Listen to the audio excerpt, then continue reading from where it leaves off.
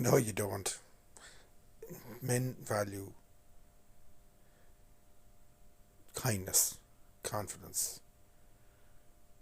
It's not about the purity bullshit.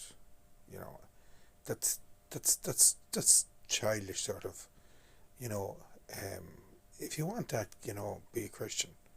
That's fine. But that's representing modern reality. That's like fantasy idea. No, it's not. It's not about judgment. It's about self love and self value.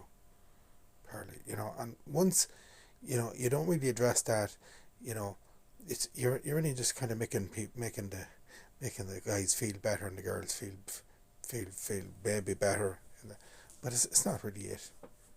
It's a distraction. That's a circular narratives. Sorry, no, that's bull.